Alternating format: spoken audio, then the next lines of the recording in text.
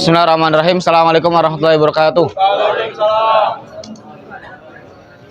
Alhamdulillah wassalatu wassalamu ala Rasulillah wa ala alihi wa sahbihi wa man walah wa la haula wa la quwata illa billah amma ba'd.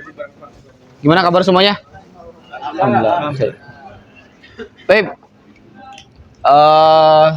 Sekedar mengingatkan, insya Allah nanti di akhir bulan kita ada acara ke mana? Pik. Slot tinggal berapa lagi nih? Udah 50-an, hampir 60 ya, Kang Fajar ya? Hah? Tinggal 8 orang lagi. Jadi teman-teman diharapkan yang belum daftar silakan, yang punya waktu untuk bisa daftar ke PIK dan boleh bawa keluarga. Itu bisa dicicil dari sekarang gitu. Jangan sampai ketinggalan slotnya atau seatnya. Nah, ketika kita ke PIK, nah itu kan perjalanan ya, atau bisa disebut dengan apa? Safar. Apa batasan seseorang itu dikatakan safar? Apakah dia keluar kota langsung dikatakan safar? Misalkan dari Cilegon ke Serang pasti safar. Kan kita sekarang di mana nih? Di Serang kan? Kita sekarang di Serang nih. Rumah kita di PCI Cilegon. Pindah kota, safar nggak tuh? Kan pindah kota. Atau misalkan anak tinggal di ujung Serang, ke ujung Serang yang sonohnya, dan ternyata jaraknya sangat jauh sekali, perjalanannya sangat jauh, masih satu kota. Ini safar nggak nih? Nah, kapan dikatakan orang itu safar? Para ulama mengatakan, ada yang mengatakan safar itu kalau sesuai dengan uruf. Misalkan orang-orang Cilegon kalau ke Jakarta, itu pasti safar. Cuman sekarang mungkin sudah berubah. Ustaz, Ana biasa kerja ke Jakarta setiap hari. Safar enggak tuh? Ana bolak-balik ke Jakarta biasa aja, nggak capek, nggak apa. Safar enggak? Bagi Ana ke Jakarta itu bukan safar.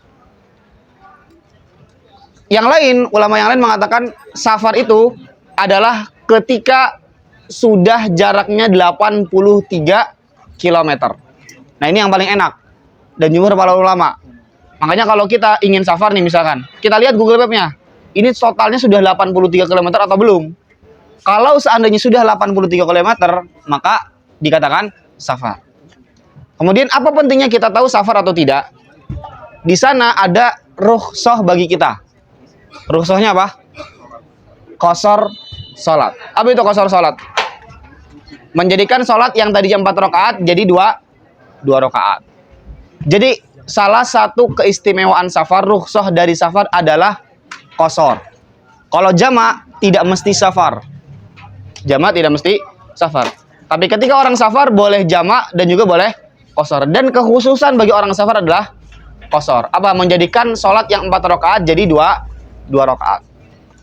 Kemudian yang sering terjadi nih, misalkan kita ke rest area. Ke rest area sholat jamaah. Kita bingung. Ini imam, dia sholatnya 4 rakaat atau 2 rakaat.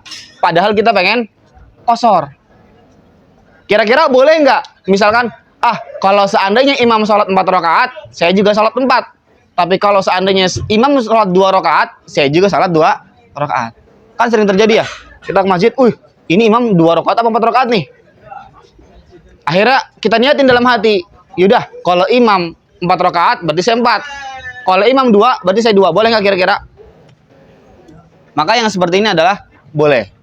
Jadi enaknya, kalau imam 4 saya 4, kalau imam 2 saya 2. Tapi pada dasarnya kalau kita safar, maka dianjurkan kita untuk sholat 2 rakaat. Bahkan kita akan mendapatkan pahala lebih dibandingkan ke tempat, saya pengen 4 rakaat lah karena lebih sempurna. Enggak juga. Justru orang yang sholat 2 rakaat itu lebih aula. Kenapa? Karena dia mengambil rukhsah. Disebutkan dalam sebuah athar, innallaha yuhibbu an tu'ta rukhasuhu kama yakrahu an tu'ta ma'siyatuhu. Sesungguhnya Allah Subhanahu wa taala itu cinta kalau rukhsahnya diambil. Allah sudah ngasih kemudahan sama kita, masa kita nggak ambil? Kan gitu.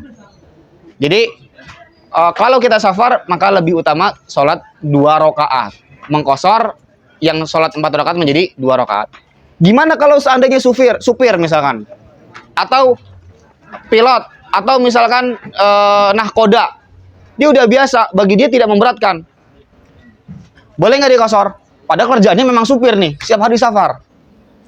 Maka bagi dia juga sama, lebih aula apa? Dikosor, walaupun memang kerjaannya adalah menjadi seorang supir. Mungkin bagi dia biasa aja, dia perjalanan dari Cilegon ke Jawa Timur biasa aja bagi dia, tidak berat. Ya, maka yang lebih utama tetap mengkosor sholatnya karena dia tetap dianggap safar walaupun memang pekerjaannya adalah supir. Mungkin itu yang bisa kita sampaikan pada kesempatan kali ini. Insya Allah kedepannya kita akan membahas terkait permasalahan-permasalahan yang sering terjadi. Ini salah satunya. Ya, semoga Allah Subhanahu wa taala mudahkan. Baik, mungkin itu yang bisa kita sampaikan pada kesempatan pagi hari ini.